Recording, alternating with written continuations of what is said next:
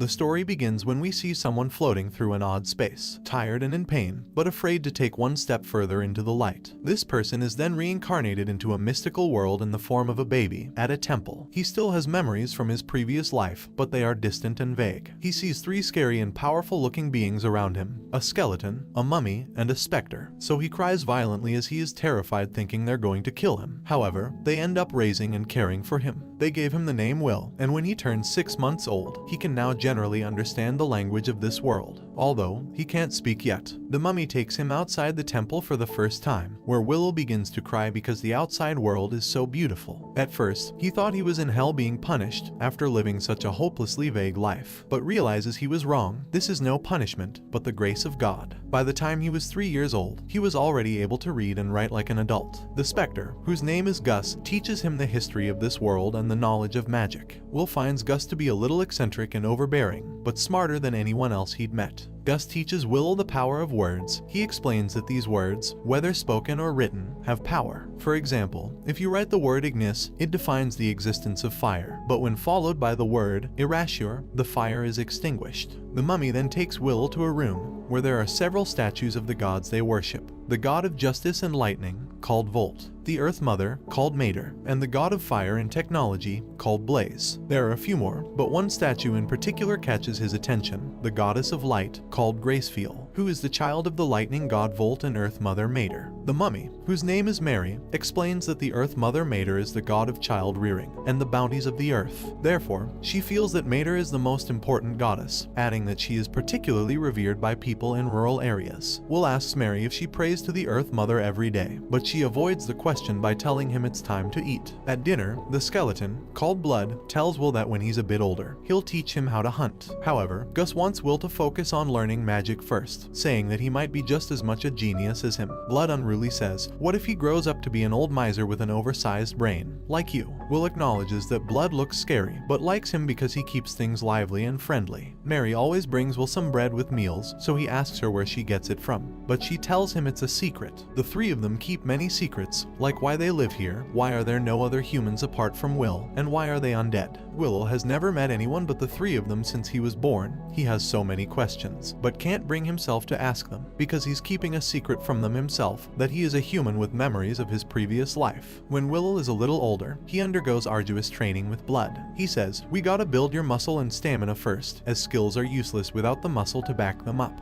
Blood also teaches Will swordsmanship and how to hunt in the forest. Gus teaches him magic. He is working on his pronunciation, telling him that words have fluctuations, and that no one can say a word in exactly the same way twice. Gus says he'll start by learning how to use minor magic skillfully and accurately, but needs to try his best to get by without using it. Will asks him how, to which Gus says, money. Will asks how a ghost can be such a money worshipper, but Gus says that money is important, as it is what drives this world. He says with the power of money, you can solve anything without magic, and goes into a fit of excitement, thinking about counting gold coins. Mary teaches Will the knowledge of other races. She tells him that the three of them used to be humans, but before they died, they clung to powerful emotions that led them to form a contract with the god of the undead. The next day, Blood tells Will it's time he started some real-life training, as he's almost 8 years old. Will says, "If I take a hit with your ridiculous strength, I'm dead." Blood says he'll be fine, and tests Will with a duel. Will can use a combination of magic and swordsmanship to put up a good fight with Blood. He uses the power of the words well, but due to his lack of combat experience, he's unable to defeat Blood. Blood says he's got a long way to go, but frankly, he is surprised at how well he is progressing. Will then learns that Gus was once hailed as the Wandering Sage. He's exterminated monsters, calmed raging rivers, and rediscovered ancient languages. Blood was once known as the War Ogre, and Mary was known as the daughter of Mater. Although they're undead, Will considers them his family. Blood is his foster father, Mary is his foster mother, and Gus is his foster grandfather. One day, when Will returned from training, he sees Mary bringing a piece of bread from a room.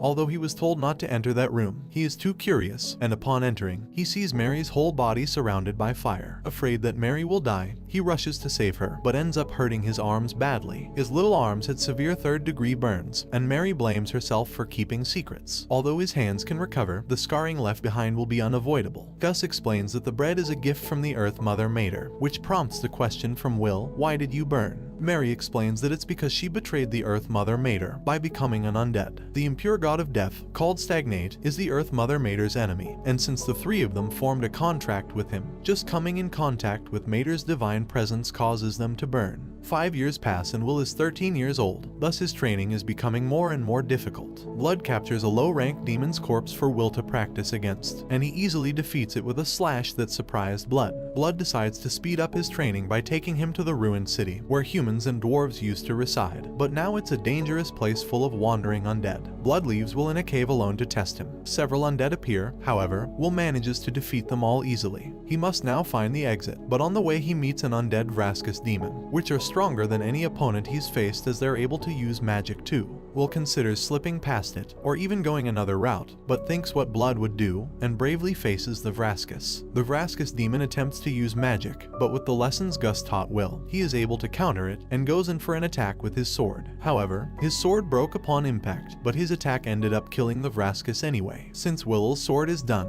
he picks up the magic spear from the undead he just defeated, which was made by dwarves. Gus then appears with a blank expression on his face, and uses his words to summon a golem to fight Will. However, Will defeats it with ease, but is confused to why Gus is trying to kill him. Just as Will is about to kill Gus, he stops, and says hurting you would make me feel worse than dying myself. Gus then apologizes to Will, and says he took that lesson a bit too far. Will is shocked that Gus is trying to pass it all off as a lesson, but doesn't say anything and they return to the temple. Will notices Gus hadn't brought up the incident at the cave, and thinks there must be a reason why he won't talk about it, so he decides not to tell Blood or Mary. Gus then has a private conversation with Will, and tells him that Blood is going to challenge him to a serious duel. Gus wants Will to find a way to lose the duel in a way that Blood won't notice. Will wants to know why, but Gus won't give him an answer. Will becomes extremely frustrated with Gus, and tells him that he can't help him with the duel, adding on the way out, "I'll pretend I didn't hear a word of what you just said."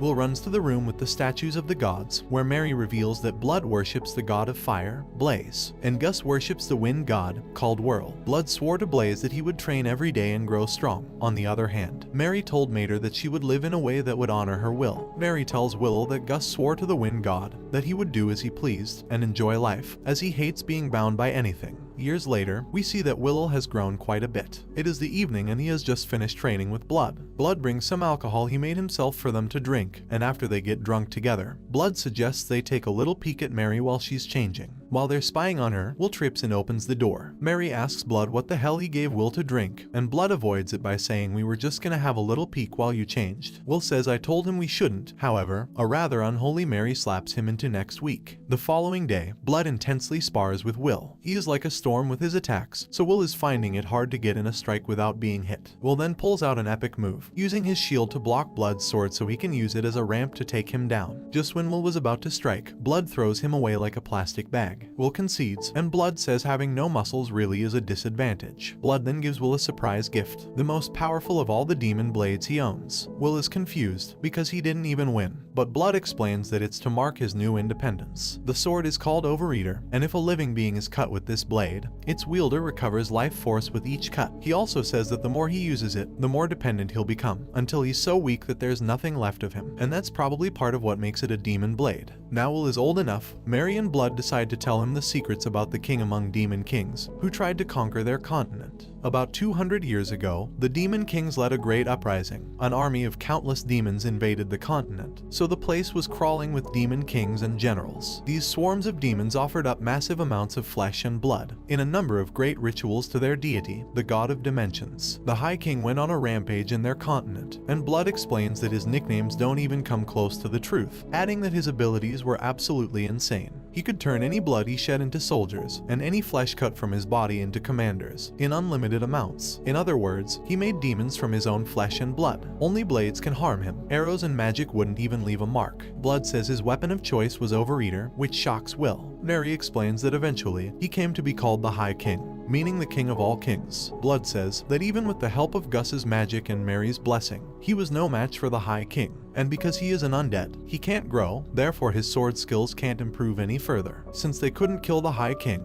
Mary and Gus placed a seal on him, and the High King was sealed deep beneath this land. We then discover that Gus, Mary, and Blood are bound to this city by their contract with Stagnate. If they agreed to join his army of undead, he'd kill all the demons that were in the city and allow them to defend the seal in their immortal bodies. Will figures out that he was meant to be a sacrifice to break the High King's seal. However, after the demons that brought Will to them were slain, they decided to keep him and raise him like one of their own. They thought humanity had gone extinct, but the fact that the demons were able to bring him there means there must be a place inhabited by humans close by. And so, Will now knows why he is there. He's about to head into a nation of people who survived the Great Uprising. A few moments later, Mary and Blood tell Will they love him and how he is a strong, clever boy. Will is confused to why it sounds like they're saying their last goodbyes. Then all of a sudden, a demonic portal opens up in the sky, and out comes the infamous High King. He asks if they've said their farewells, as he's here to take the souls of Blood and Mary. Will is paralyzed so he can't even move, but just then, Gus appears. He tells Will to take Blood and Mary and get out of here, declaring that he is going to stop the High King.